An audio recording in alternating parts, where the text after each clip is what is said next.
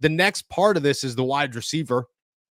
Everybody wants to talk about where you go from here. Mike Florio guaranteed yesterday that Alan Lazard was coming to the Pittsburgh Steelers. I've heard Gabe Davis's meeting went, but the injury issues are very much so there, and the Steelers weren't willing to take a shot on that, which probably means his physicals didn't turn out great. And the team doctors probably had some red flags there.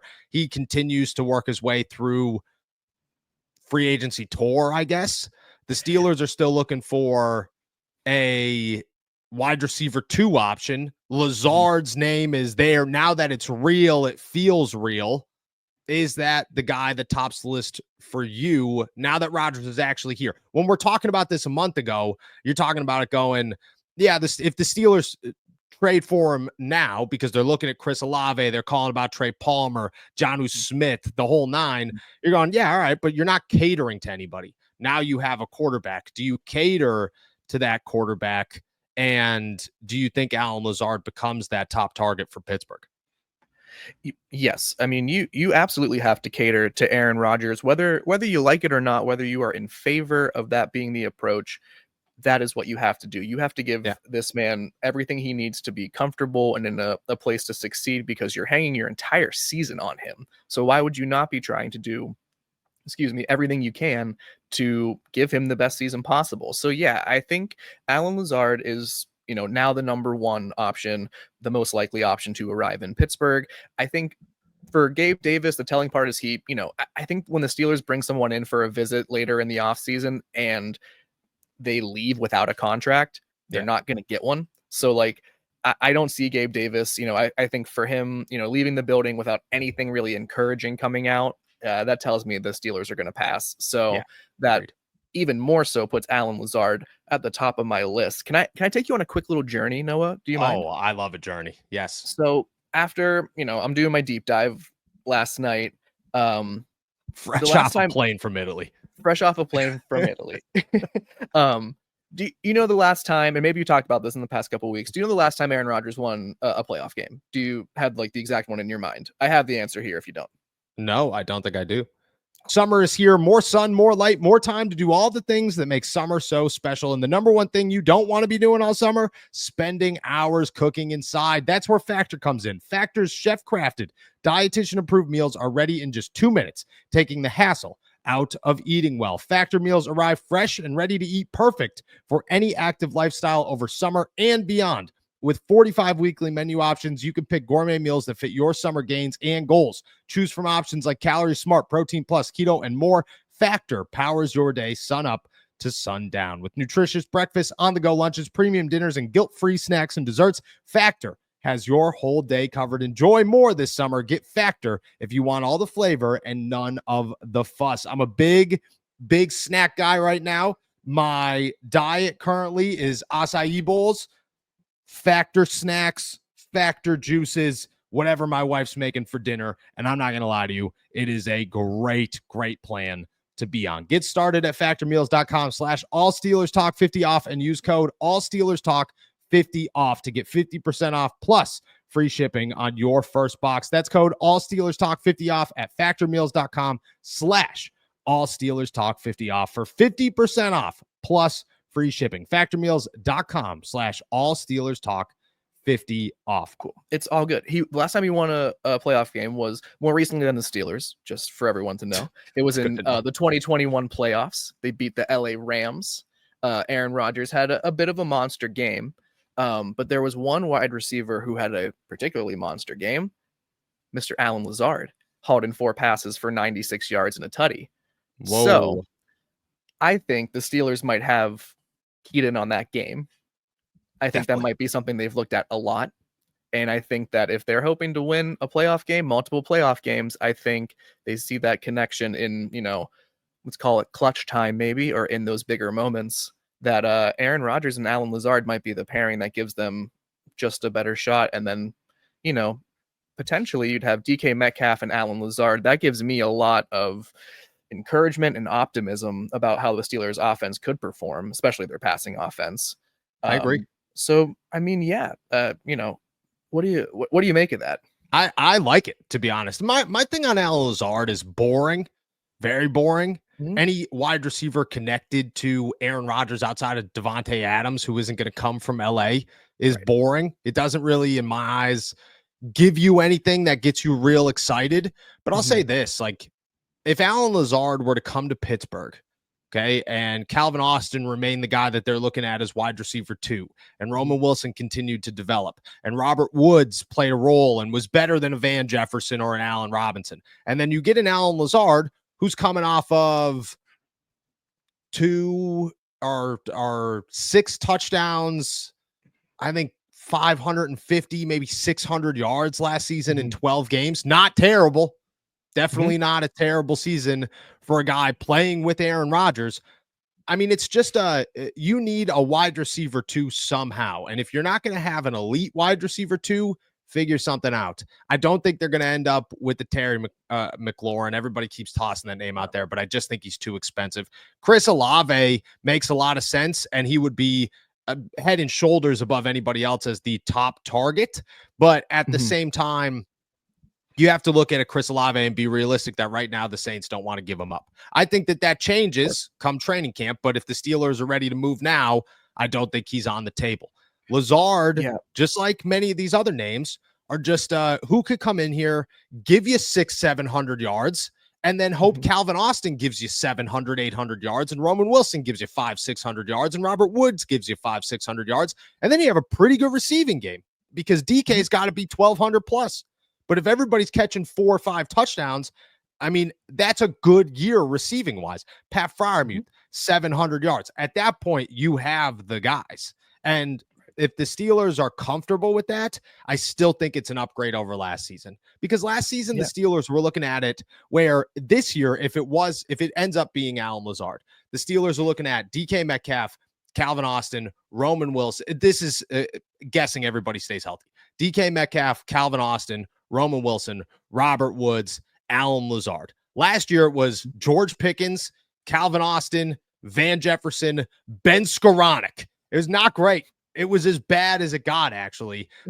This is a massive upgrade just as a whole. And I while you're still missing that number 2 guy, you have the pieces there to make a successful receiving core.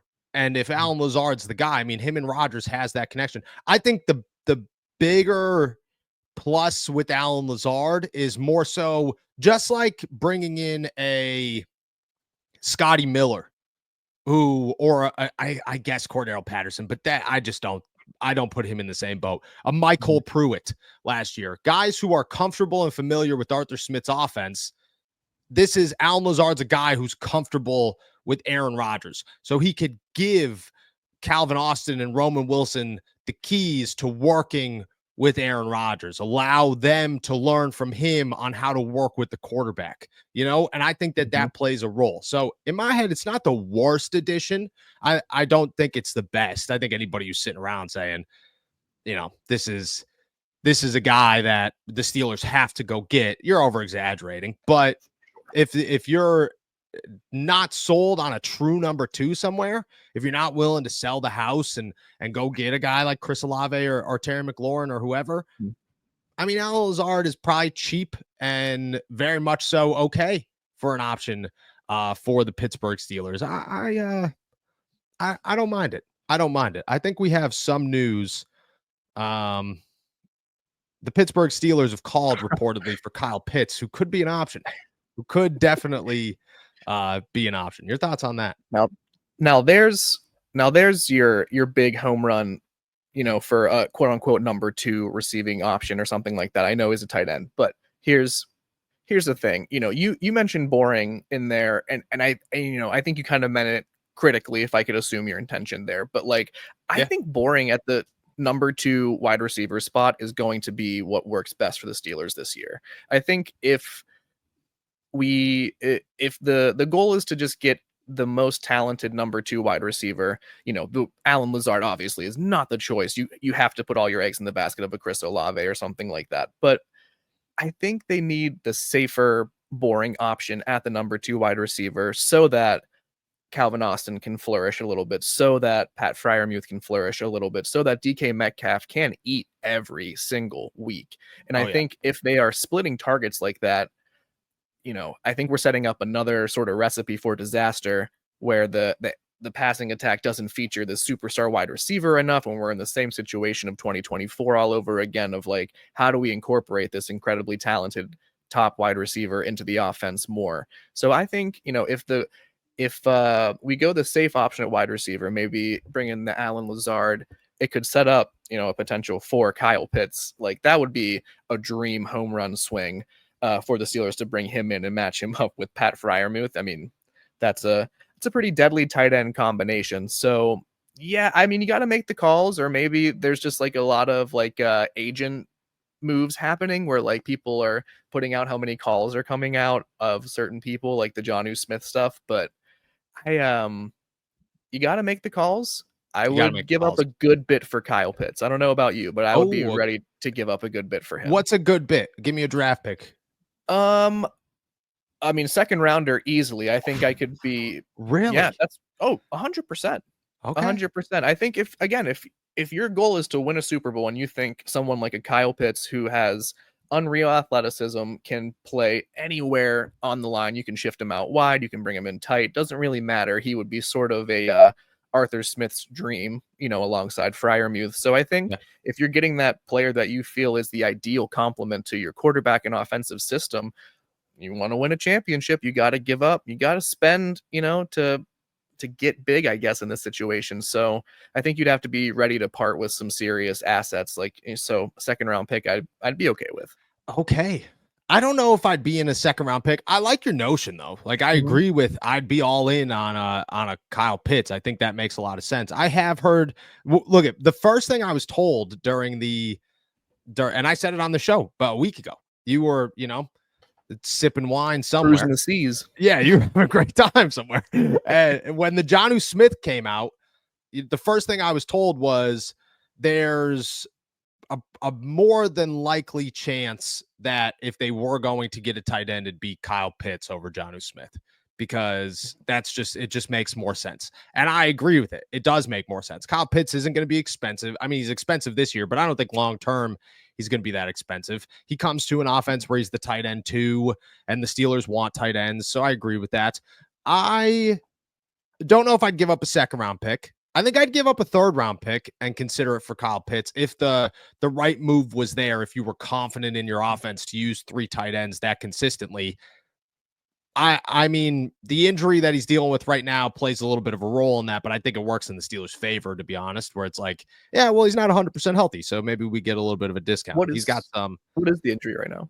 It's some foot thing, I'm pretty sure. It's a foot or a hand. It's one of the body parts that you use to walk or feel things, definitely. And that was sustained like immediately in mini camp or something like that, I'm assuming. I think he came into OTAs with it. I'm pretty sure. Okay. Not 100% on that one. I haven't been paying attention to the Falcons too much, but he is dealing with something. I think that's going to work in their favor. I'm about Kyle Pitts.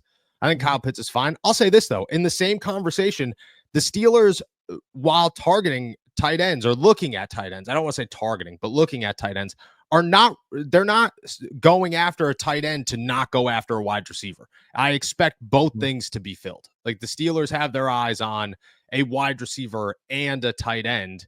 And if they're comfortable with Kyle Pitts, I mean, that's what they're doing, is they're essentially saying, okay, let's just get as many pieces as possible in case Darnell Washington isn't a good tight end too, in case Connor Hayward isn't the guy we need him to be and needs to play fullback. Let's go get somebody in case this is a tight end heavy offense, which is what Arthur Smith wants to make it. So I agree with that. I'm all on board with it.